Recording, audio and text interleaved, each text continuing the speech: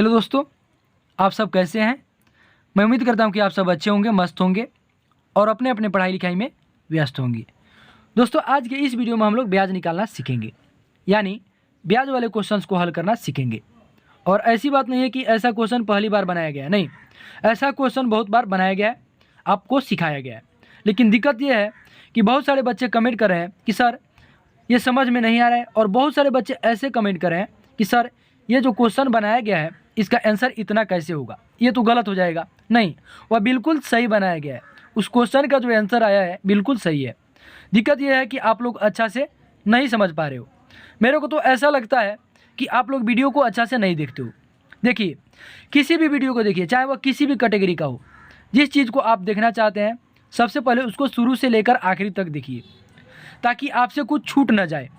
उसके बाद आप कमेंट कीजिए आपको क्या दिक्कत है, वीडियो को देखने के बाद कमेंट कीजिए, तब जाकर जो है वह अच्छा रहेगा। नहीं तो ऐसे कमेंट करेंगे, अच्छी बात नहीं है।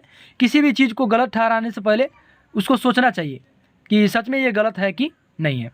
तो चलिए, सबसे पहले हम लोग दोनों क्वेश्चन को पढ़ेंगे और देखेंगे कि इन दोनों क्वेश्चन में दिक्कत क्या है, बच्चों को कहाँ पे अच्छा से नहीं समझ पा रहे हैं। चलिए, सबसे पहले इस क्वेश्चन को पढ़ लेते हैं।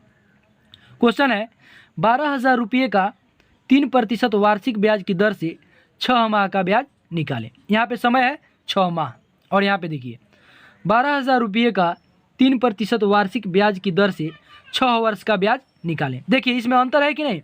यहाँ पे समय है 6 वर्ष और यहाँ पे समय है 6 माह।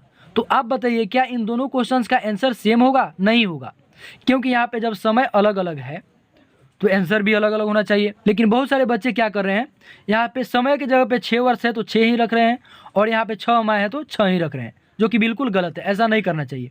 चलिए, इन दोनों क्वेश्चन को बनाकर हम लोग चेक कर लेते हैं। सबसे पहले इस क्वेश्चन को हल करेंगे, उसके बाद इस क्वेश्चन को हल करेंगे। सबसे पहले इस क्वेश्चन को पढ़ेंगे कि इसमें क्या क्या दिया गया है, उसको यहाँ पे लिखेंगे। क्वेश्चन है, 12,000 रुपये का 3% वार्षिक ब्याज की दर से 6 वर्ष का ब्याज निकालें। तो सबसे पहले यहाँ पे लिख लेते हैं कि इस क्वेश्चन में क्या क्या दिया गया है। 12,000 रुपये का, तो 12,000 रुपया क्या हो जाएगा, यह होगा आपका मूलधन। तो यहाँ पे लिखेंगे मूलधन बराबर 12,000 रुपये। उसके बाद क्या है, 12,000 रुपये का 3% वार्षिक ब्याज की दर से। देखिए, यहाँ पे सीधे लिख रहा है 3% वार्षिक ब्याज की दर से, तो ये क्या हो जाएगा, हो जाएगा दर बराबर 3% वार्षिक हो जाएगा। उसके बाद क्या है, 3% वार्षिक ब्याज की दर से 6 वर्ष का ब्याज निकालें। तो ये 6 वर्ष क्या हो जाएगा, यह हो जाएगा समय। तो यहाँ पे लिखेंगे समय बराबर लिखेंगे 6 वर्ष। अब यहाँ पे क्वेश्चन में जो भी दिया गया है वह सही है, इसमें कोई अंतर नहीं लाना पड़ेगा, क्योंकि यहाँ पे दर भी वार्षिक है और समय भी वार्षिक है, और मूलधन यहाँ पे आपको दिया गया है। तो इसके लिए सूत्र क्या होता है, हमको ब्याज निकालना है। तो ब्याज के लिए सूत्र क्या होता है, ब्याज बराबर क्या होता है, यहाँ पे लिखेंगे ब्याज बराबर होता है मूलधन गुना दर गुना समय, और बटा में होता है 100। तो यहाँ पे नीचे लिखेंगे 100। अब हम लोग क्या करेंगे, जहाँ जहाँ जो है वहाँ उसको रख देंगे। चलिए, यहाँ पे रख देते हैं। पहले क्या है, मूलधन है, तो 12,000 रुपये है, तो यहाँ पे लिखेंगे 12,000 गुना, उसके बाद क्या है, दर है, तो दर कितना है 3% वार्षिक, यहाँ पे लिखेंगे 3 गुणा समय कितना है, समय है 6 वर्ष, तो यहाँ पे लिखेंगे 6, और नीचे बटे में क्या है 100 है, तो यहाँ पे लिखेंगे 100।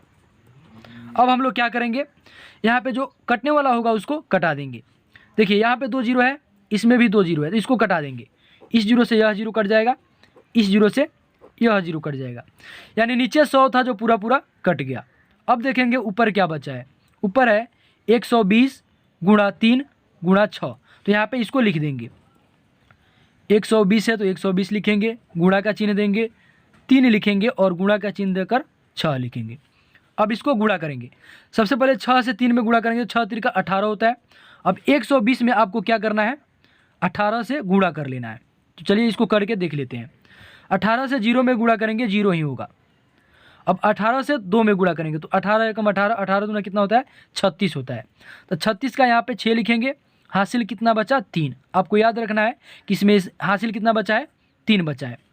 अब 18 एकम 18 और 3 कितना होता है, 21 होता है। तो यहाँ पे लिखेंगे 21, यानी कितना होगा, 2,160 है, यहाँ पे लिखेंगे 2,160 रुपये। अतः जब आपका मूलधन हो 12,000 रुपये, दर हो 3% और समय हो 6 वर्ष, जब आप इसका ब्याज निकालेंगे तो इसका ब्याज कितना होगा? 2160 रुपये, यही इसका ब्याज होगा। अब हम लोग दूसरा क्वेश्चन को बनाएंगे और उससे जो है पूरा तरह से समझ में आएगा कि आप लोग गलत कहाँ कर रहे हैं। चलिए दूसरा क्वेश्चन क्या है देख लेते हैं। दूसरा क्वेश्चन क्या है? 12,000 रुपये का 3% वार्षिक ब्याज की दर से 6 माह का ब्याज निकाले। तो सबसे पहले हम लोग क्या करेंगे, इस क्वेश्चन में जो दिया गया है उसको यहाँ पे लिखेंगे। तो चलिए लिख लेते हैं। सबसे पहले है 12,000 रुपये का, तो 12,000 रुपये क्या होगा? यह होगा मूलधन। तो यहाँ पे लिखेंगे मूलधन बराबर 12,000 रुपये। उसके बाद है 12,000 रुपये का 3% वार्षिक ब्याज की दर से। यहाँ पे दर कितना हो जाएगा? दर बराबर हो जाएगा 3% वार्षिक। 3% वार्षिक ब्याज की दर से 6 माह का ब्याज निकालें। तो समय क्या हो जाएगा? यहाँ पे समय बराबर हो जाएगा 6 माह। अब देखिए पहले वाले क्वेश्चन में समय 6 वर्ष था, तो हम लोग जो सूत्र था जहाँ पे समय था वहाँ पे 6 वर्ष था तो 6 ही रखें, और यहाँ पे है समय की जगह पर 6 माह।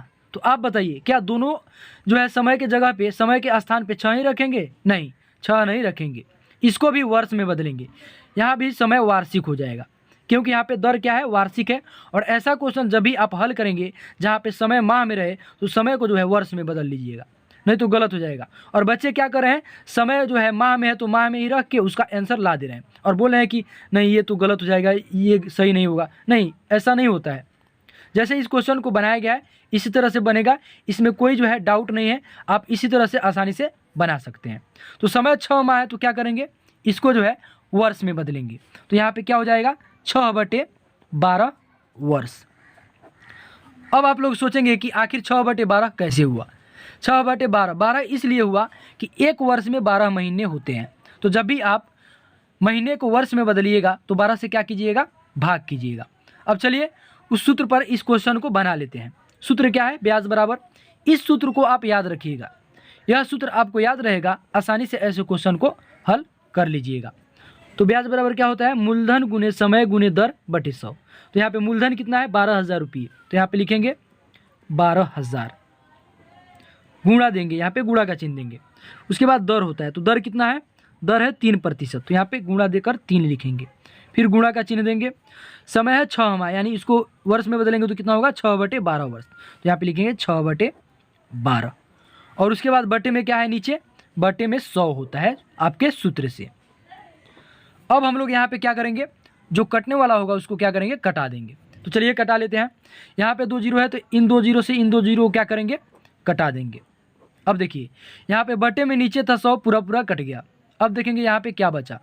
120 गुणा 3 गुणा 6/12। तो यहाँ पे 6/12 का मतलब हुआ यह भी 12 कहाँ है? नीचे है, और बाकी सब कहाँ है? ऊपर है। 120 गुणा 3 गुणा 6 ऊपर है, तो यहाँ भी इसको कटा सकते हैं, कोई दिक्कत नहीं है। तो चलिए इसको कटा देते हैं। यहाँ पे है 6, यहाँ पे है 12, तो 6 से 12 कट जाएगा, इसको कटाएंगे। 6 एकम 6, 6 दूना 12, 6 से 2 बार में 12 पूरा पूरा कट जाएगा। अब यहाँ पे नीचे 2 है, यहाँ पे है 120, तो 2 से 120 कट जाएगा, तो इसको कटाएंगे। 2 एकम 2, यहाँ पे हो जाएगा 2 छक 12, और यहाँ पे 1 जीरो यहाँ पे आ जाएगा, यानी 2 से 60 बार में 120 पूरा पूरा कट जाएगा। अब यहाँ पे नीचे 100 था, पूरा पूरा कट गया। यहाँ पे नीचे 12 था, पूरा पूरा कट गया। अब ऊपर क्या बचा? 60 गुणा 3, तो यहाँ पे लिखेंगे 60 गुणा 3। इसमें क्या करेंगे? 60 में 3 से गुणा करेंगे, तो 3 से 0 में पहले गुणा करेंगे तो 0 ही होगा, तो यहाँ पे लिखेंगे 0। फिर 3 से 6 में गुणा करेंगे, तो 3 6 कितना होता है? 18 होता है, तो यहाँ पे लिखेंगे 18, यानी 180 रुपये। अतः जब आपका मूलधन हो 12,000 रुपये, दर हो 3% और समय हो 6 माह यानी 6/12 वर्ष, तो जब इसका आप ब्याज निकालेंगे तो कितना होगा? 180 रुपये। देखिए इसमें कितना अंतर है, यहाँ पे माह था तो कितना आंसर आया? 180 रुपये, और वहाँ पे क्या था? वर्ष था, इसलिए वहाँ पे दूसरा आंसर आया। और यह जो है बैंक का ब्याज है। कितना बच्चे समझ जाते हैं कि यह देहात का ब्याज है, और देहात का ब्याज जो निकालते हैं उसका अलग तरीका है, क्योंकि देहात का ब्याज जो है हम लोग निकालते हैं तो अलग तरीक़े से निकालते हैं, और यह जो है बैंक का ब्याज है। इसलिए जब भी ऐसे क्वेश्चन को हल कीजिएगा जहाँ पे समय माह में हो और किसी क्वेश्चन में समय वर्ष में हो, तो जैसे इस क्वेश्चन को बनाया गया है वैसे ही हल कीजिएगा। देखिए कितना अंतर है, यहाँ पे 180 रुपये आया है और दूसरा क्वेश्चन में कितना आया है, यहाँ पे 2160 रुपये। देखिए कितना अंतर है। तो ऐसे क्वेश्चन को ऐसे ही हल कीजिएगा, नहीं तो आपका जो है आंसर गलत हो जाएगा। तो मैं उम्मीद करता हूँ कि आप लोग समझ गए होंगे। तो आज के इस वीडियो में इतना ही, फिर मिलेंगे अगले वीडियो में।